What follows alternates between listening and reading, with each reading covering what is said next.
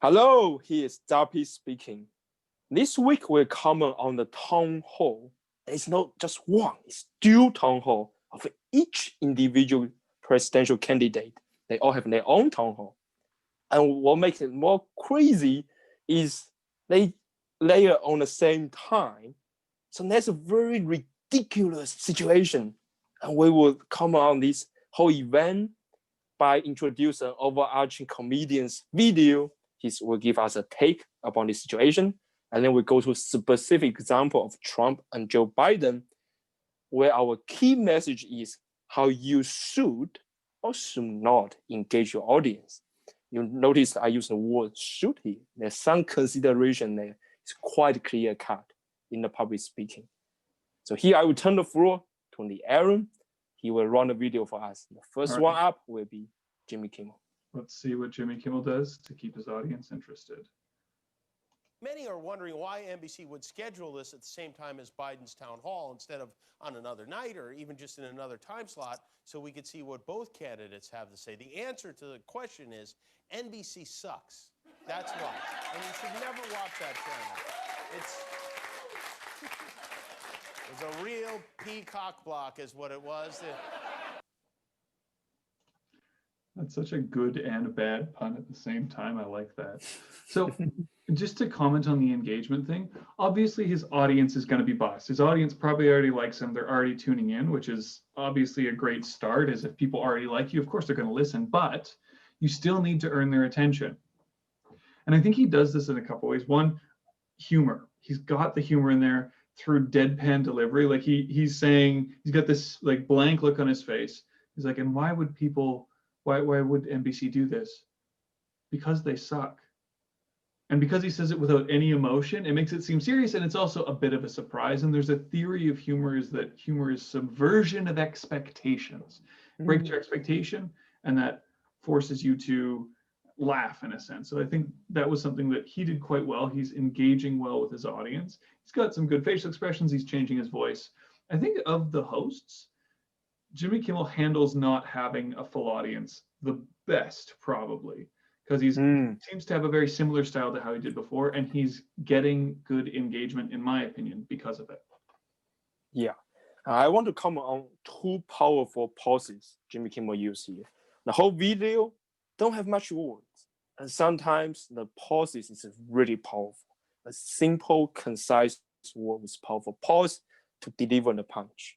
So the first pause is a simple answer.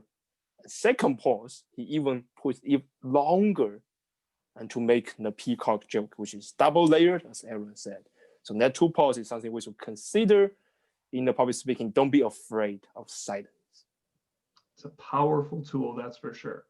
So let's look at our next one and see how Trump handles engaging his audience. Is he doing it well, or could he improve on it? Just this week, you retweeted to your 87 million followers a conspiracy theory that Joe Biden orchestrated to have SEAL Team 6, the Navy SEAL Team 6, killed to cover up the fake death of bin Laden. Now, why would you send a lie like that to your followers? You retweeted That was a retweet. That was an opinion of somebody, and that was a retweet. I'll put it out there. People can decide for themselves. I don't take a position. You're not like someone's crazy uncle, your own FBI editor. Okay. I think to say that he engages his audience is correct. I think he does get engagement out of his audience, but is it positive engagement is my thought. Personally, when I'm speaking, the thing I strive for is to have my audience essentially like what I'm saying or like me. Now, in a sense, he's got an audience that already likes him, that already agrees with him, and they're going to like what he's doing and saying here. But I know that as someone who is somewhat removed from this election, I'm Canadian. I have nothing to do with this election aside from seeing stuff. When someone responds like that to questions, it doesn't get me on their side. It makes it seem like they're fighting, right? So someone's asking a question saying, you did this, and saying, no, I didn't, no, I didn't. It really sets a bad precedent. And there's a couple reasons that I think it does give us that feeling. One, the tone of voice. When we speak fast, leaning forward, if we look at the body language, he's leaning forward the whole time. When I speak fast and with a deeper voice like this, it makes it seem like I'm upset, angry, or annoyed. And if I answer any question like this, I'm going to seem that way. If Yangfan asked me, Aaron, how's it going? I said, I'm good. How are you? It seems angry. Right? He's going to assume I'm not all that good, and I'm probably not all that happy. So the body language, the voice, even the eye contact, it's this very intense eyebrows down eye contact. And this face generally doesn't say a happy person. At the very least, I'm confused and concerned, but most likely I'm probably angry. So those are things to look at when we're dealing with an audience. Good engagement means having the audience, in a sense, like us and agree with us. Bad engagement has them assuming that we're upset with them and that we're combative. Of course, there are times to be upset where the audience will agree with that, and there are times to be combative where the audience will agree with that. But as someone who's unrelated from this election, disconnected, it doesn't give me a positive feeling. I don't feel like I agree with him. Yeah, the thing I want to come out here is the attitudes delivered through his language and through his voice there. And just one keyword shows everything. It was just a retweet. It was just a retweet. Well, you cannot just brush things off like that, especially you have millions of followers, and then the person hold a powerful job in the world. So in that case, a retweet is something. But then Trump has this ability to brush things off, and I feel that's how he engages his base. He's like, well, everything's a joke, don't take it too serious. I'm just living my life. And that's kind of his personality. He doing this a lot in the last 4 years. Every time people question him about why you're doing that thing, he'll be like, well, that's just, it's just nothing serious. I was just joking, put the bridge in the arm. It was a joke. But then if you are in certain position, you do certain job. Sometimes you don't joke all the time in a serious topic. Mm-hmm. So that in a way to engage audience is not ideal. I will appreciate some openness, some facts, and some key message. Mm-hmm. And I will show you the next speaker of how that can be done in a very short time. Yeah, it's a very short video. It's a short clip of Biden, just 11 seconds. So we'll see what happens. Up 4% of the world's population, we have 20% of the world's deaths. We're in a situation where we have 210 plus thousand people dead. And what's he doing? Nothing.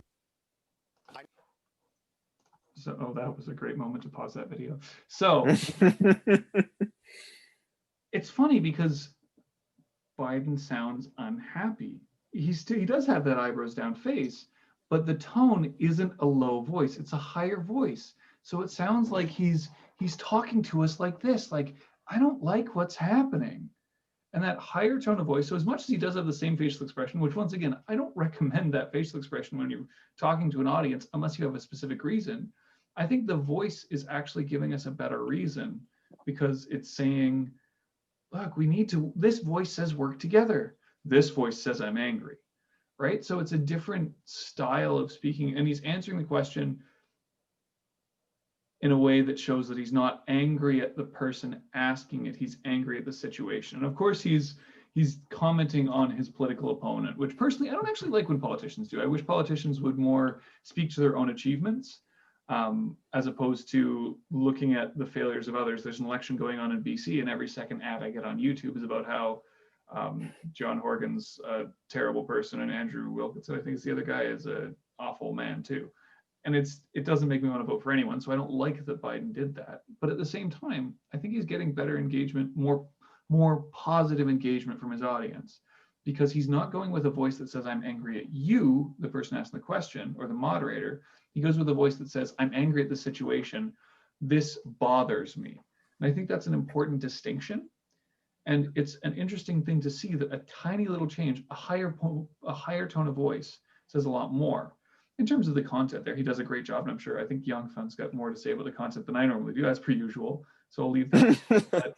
Well, yes. Well, before I talk about the content, I just want to talk about what this Q&A session and what the town hall is about. For most of our viewers here, you'll be probably wondering, why do I care about how I speak in a town hall? I might never speak in a town hall ever again in the whole life if I'm not in the politics. The truth is, the town hall is a format of Q&A where the question is using as a hook to get the contents out. So if the presenter can answer the question really well, it's not just only address that question, you only get a chance to broadcast your information. And in this case, these two town halls are broadcast against whole American. So that's why we're commenting on this, and that's why the audience engagement is super powerful. And it can be powerful if the content is well crafted. I think Biden has crafted their answer out really well. I don't know if he prepared beforehand, it come out on the top of his head, but it's really impressive. I'll break it down of why it's that. First, he used numbers, really precise number and really big contract. 4% of population count to 20% of the death. And that's big contract. Anybody would know, that's at least 5 times higher. It's actually more than that. Then he count down to the actual number, how much death is that. So he layer up. Then he delivered a key message at the end, because this true, he delivered his opinion about how Trump's doing. I do agree with Aaron that instead of putting Trump down, he can talk about what he wants to do. He might talk about that after this 10 seconds. No, we didn't know it could be. But then, yes, that's how politics become nowadays. Is the first thing they do is putting the opponent down. But in most of our life, it might not work for us, right? Can we consider any situation in our presentation where we will be answer question and putting someone else down? It's very, very rare. Risky. It's very risky as well. And there is a consequence behind that. So that would be the only thing I would say in most people's daily life. You don't say that he did, the other person did nothing. You will say, okay, that's what I want to do to improve these numbers. If that was me, what I could have done to make a number not that bad. So that is the delivery of the content. And the other details, if you go back to the video, you can see the people who asked the question was nodding his head. If you recall back to the Trump's question period, the moderator tried to fight back because she doesn't agree with what Trump was saying. So there's a big difference. You can see in the audience engagement here. Can you get the agreement in that moment? Biden did that within 10 seconds. I think he get a lot of that in the 5 seconds thing. You did get a lot of information in there, which is nice.